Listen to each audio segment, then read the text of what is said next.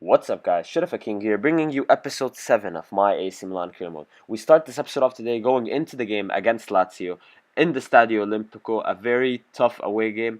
Looking forward to this game, and you'll see why in a minute. This was one of the more exciting games of the season.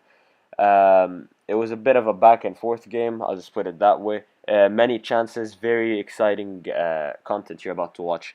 We start this episode off, though, getting past Basta in the 18th minute, cutting into the box with Bonaventura, then passing it off to Pato, who takes the strike, and keeper gets a hand to it, but just couldn't quite keep it out of the goal.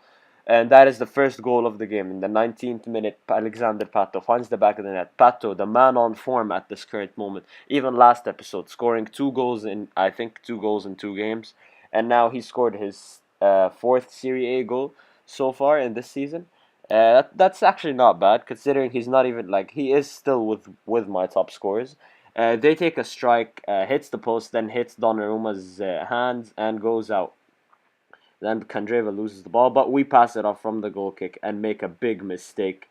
Kandreva takes the ball, passes it on to Alessandro Matri, who finds the back of the net and make it 1-1 in the 25th minute there. Very upsetting work. But then I pass it off to Gelson Martins, who cuts in with the stop and turn, takes the strike. Great save by Marchetti and cleared out by the Lazio defense.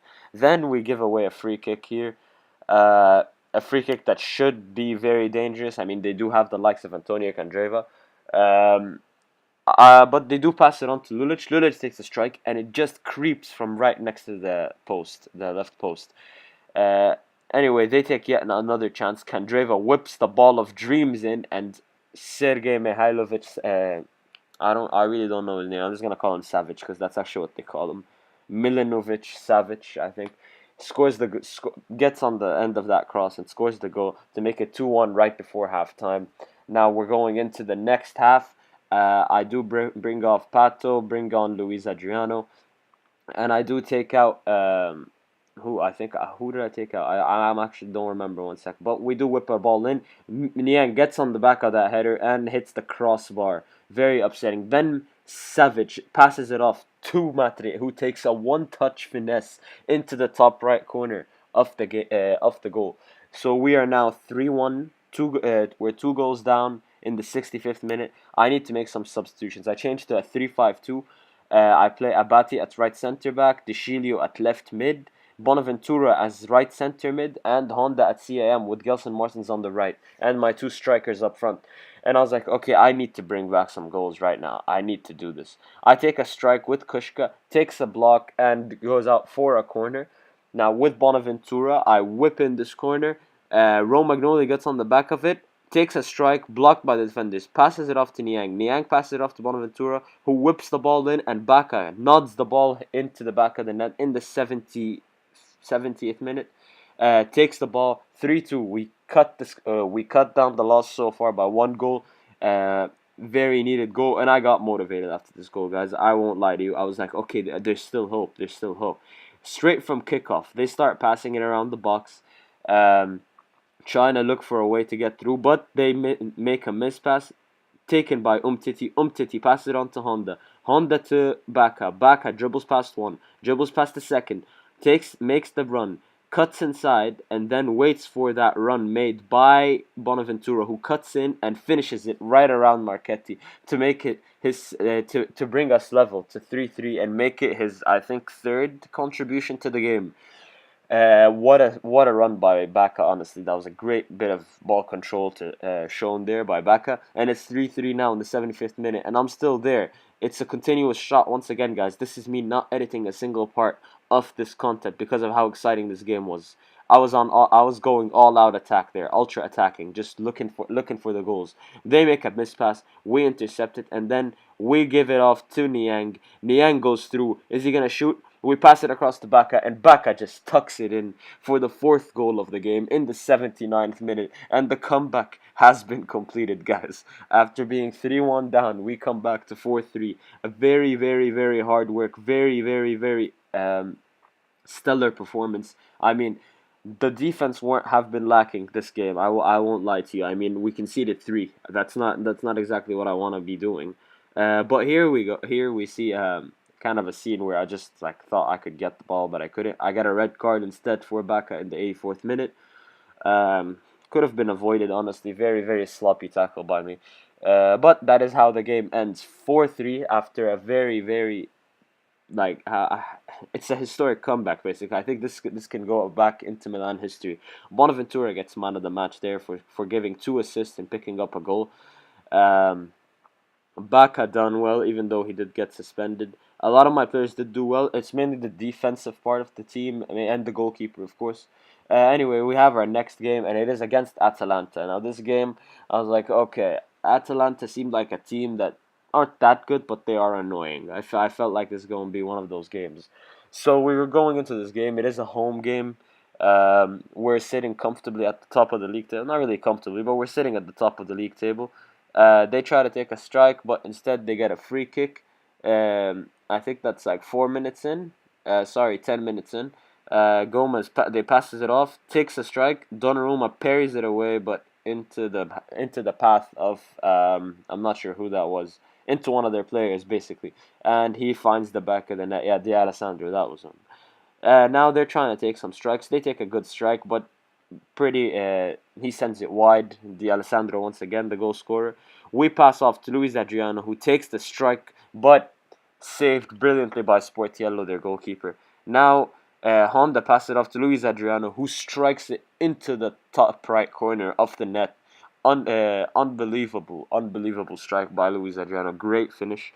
Um, Good assist by Kaisuke Honda. It's a good, actually not really nothing special about the assist, but a great strike by Luis Adriano nonetheless in the 45th minute, and that is how halftime ends. It is 1-1. Atalanta were playing a bit better than me, but like it could have been they could have been playing better, and I could have just avoided that goal that I conceded. Honestly, like if only Donnarumma. I'm trying to improve Donnarumma's handling, guys. I swear to God, but it just it's too bad, honestly. He has great diving, great reflexes, great decent positioning, but his handling is his worst feature, I have to say. We do make a couple of substitutions here, bringing on Mane and Boateng in hopes to find yet another goal, but they go through here. Gakpi takes the strike, great save by Donnarumma, standing way out of his line, but does well to keep the ball out of the net. Then we cut in. Luis Adriano dribbles past, we pass it, and then Kushka with a back heel tried to score that. I had to include that. That wasn't really a dangerous chance, but I really had to include that. Pato now through on goal, takes the strike and misses. And this is where I was like, okay, Pato's going off. I just paused and subbed him off straight away. He can't run. He's not in the mood. I do bring on Mario Balotelli, who honestly, guys, I'm gonna say I did regret bringing on this game. Really, he was a bad. It was a bad decision to enter him. I'll be honest with you. Here they pass it off. We conceded the goal just like this. I think either last episode or the episode before. But this time saved by Donnarumma, and that is how the game ended. It ends 1-1. Uh, should have gotten a better result. Could have gotten a better result. But Luis Adriano gets man of the match there. 7 shots, 7 on target for us. Accuracy was key in that game. But it didn't matter as we go. Now, I wanted to show you guys some things. I decide, okay, I'm going to be looking at some transfers. Since it is November, we're getting closer to the January transfer window. Now, I wanted to reinforce my squad. So, first things first, I go to the Serie A and look for the Napoli winger, Lorenzo Insigne. A player I'm really interested in bringing in. He seems pretty expensive, but I think I could do it with a swap deal somehow. We're looking also at Jorginho, 23 years old, as a center mid, maybe instead of Bertolacci, who I'm not very happy with. Looking just at Napoli's defense, I was interested in the right back, but I thought, nah, I don't need a right back now. I'm not gonna keep Abati. I mean, he has been with AC Milan for a while, and he's solid, so no need. But as for Juventus, I go to the Juventus team. I look for Daniele Rugani. This man, 21 years old. I think he's 78 rated to start with. I really want to get this guy. That's all I'm gonna say. This guy is a great defender. Obviously I'm a Juventus fan. I play a lot with Juventus. I always enjoy playing with him. It's like having a backup Bonucci, or a backup Barzagli actually. It's amazing. But anyway, we go back. We're looking at Borussia Mönchengladbach player. We're looking at Granit Xhaka, uh, a player that I'm looking to bring in as a strong central mid, a player that controls the play basically. He's a good playmaker. He's very aggressive. He's good defensively and attackingly. He has a powerful left foot on him. Then we go to Wolfsburg, and we're looking at Julian Draxler. This, because since I'm playing the 3-5-2 now, I plan on going for a CAM instead of Kaisuke Honda. I'd rather have Honda, either sell Honda or keep him on the right, but I don't really want Honda in the middle of the play, as I don't know, something about him. But then, last but not least, we look at Nani. 28 years of age. Nani is a player I am interested in getting. I feel like he would be a great match for Milan, and we are like, okay, let's take. I decided to take a look at Ricardo Quaresma, his right wing opposite of Portugal, but he is 32, so I thought, nah, he's too old. I'm not even gonna try and going for him. But now I'm gonna be showing you guys a squad report. Um, Donnarumma has gone up by 5.